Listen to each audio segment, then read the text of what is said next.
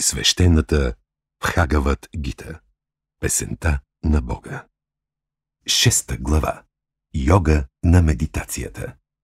Благословеният Господ каза: Саннясин и йогин е този, който изпълнява своя дълг, без да очаква резултати от труда си.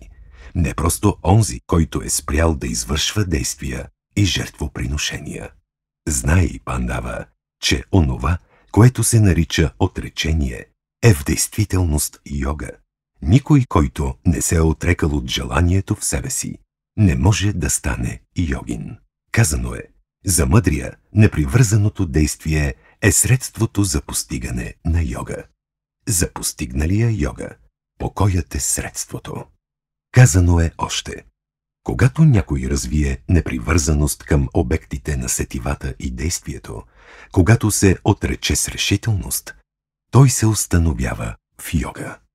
Извиси аза чрез аза, не го принизявай. Ти сам си приятел, но можеш да бъдеш и свой враг. Този, който е победил аза чрез аза, е истински приятел на себе си, но азът е враг на онзи, който не е победил себе си. Победилият себе си е спокоен. В студ и зной, в болка и удоволствие, в почести и безчестие, той пребивава в върховния аз. Онзи, който е постигнал пълно удовлетворение чрез духовното познание и реализация, който е неотклонен и е овладял сетивата си, за когото буцата пръст, камъкът и златото са с еднаква стойност, той е наричан йогин, установен в мъдростта. Онзи, който се отнася еднакво към доброжелатели, роднини, приятели и врагове, към безразличните, безпристрастните и завистливите, към праведните и грешните, той превъзхожда в йога. Овладявайки тялото и ума си, освобождавайки се от желания и притежания, йогинът трябва да медитира непрестанно в уединение. Седнал неподвижно на чисто място, нито много високо, нито много ниско, покрито с трева, куша, еленова кожа и парче плат, седнопосочен и възпрян ум, с овладени сетива, той трябва да практикува йога за пречистване на ума. Той трябва да седи неподвижен, държейки тялото, главата и врата си изправени, с поглед фиксиран във върха на носа, без да гледа наоколо. Ведър и безстрашен, непоклатим в обета за целомъдрие, с овладян ум и смисъл насочена към мен, той трябва да пребивава така, смятайки ме за върховната цел. Този йогин с овладян ум, вечно уравновесен и пребиваващ в мен, ще постигне покоя, който води към върховната нирвана.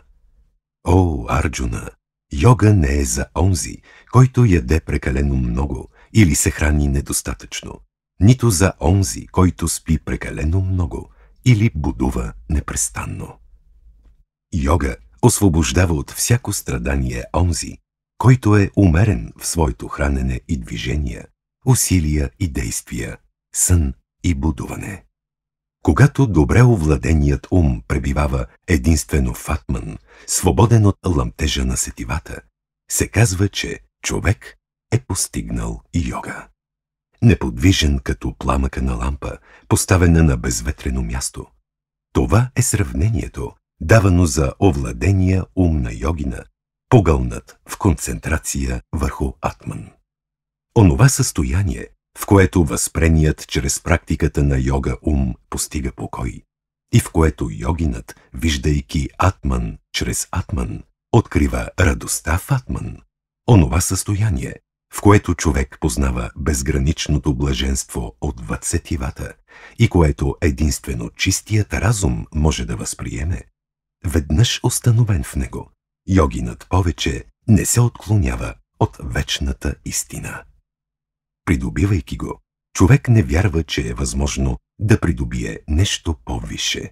Установявайки се в него, той повече не може да бъде разтърсен дори от най-голямото страдание.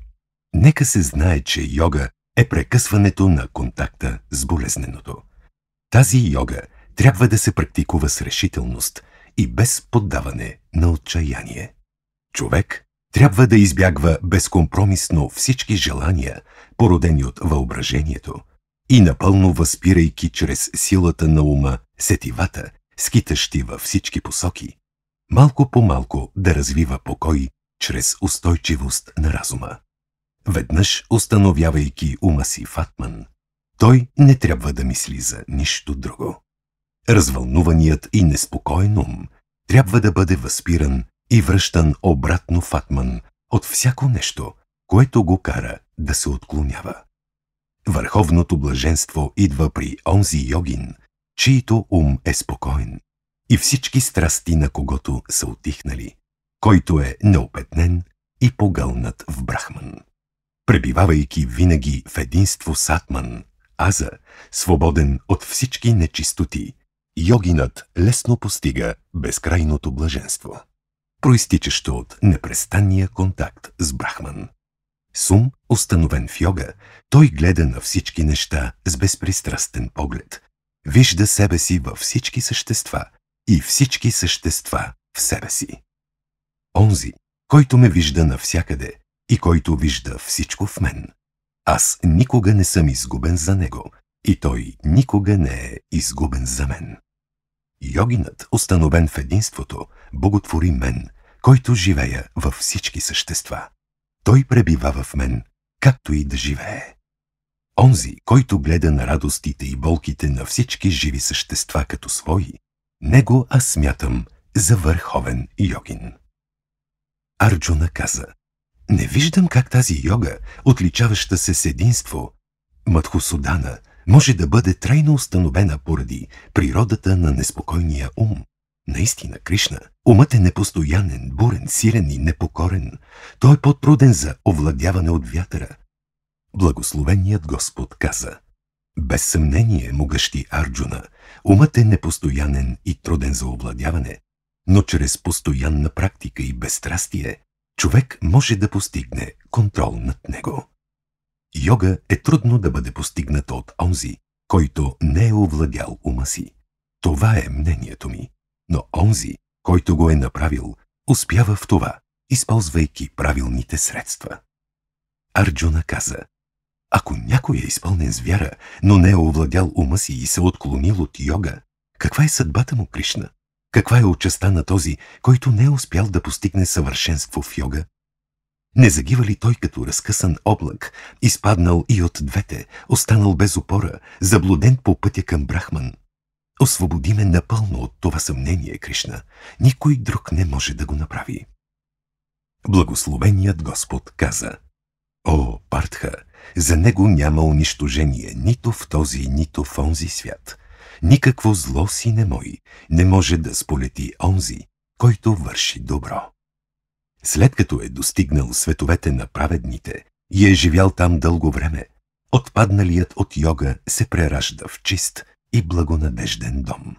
Или се ражда в семейство на мъдри йогини. Но такова прераждане е много трудно да бъде придобито на този свят.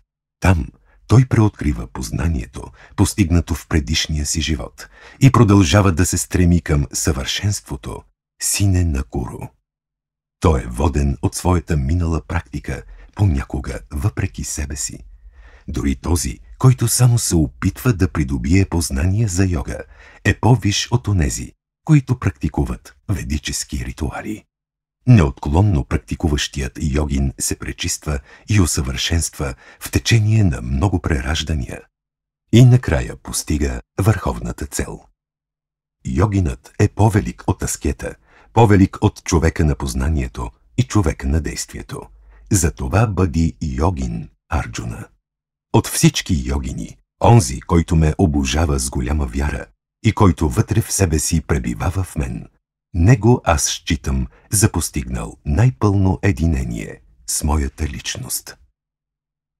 Така е казано в Бхагават Гита, същността на Упанишадите и науката за Брахман, свещеното писание на йога и диалога между Шри Кришна и Арджуна в 6 глава, озаглавена Йога на медитацията.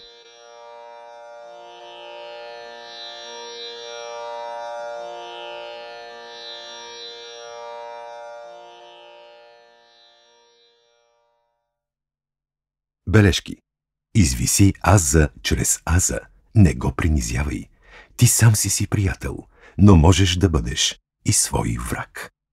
С други думи, човек трябва да овладее и извиси тялото, ума и личността си. Аза с малко а, чрез духа, който живее в него. Аза с главно а. Този, който е победил аза чрез аза, е истински приятел на себе си. Но азът е враг на онзи, който не е победил себе си. Тук себе си е синоним на ограничената привидна личност или аза с малко а, тъй като това е обичайното съзнание на въплатената душа.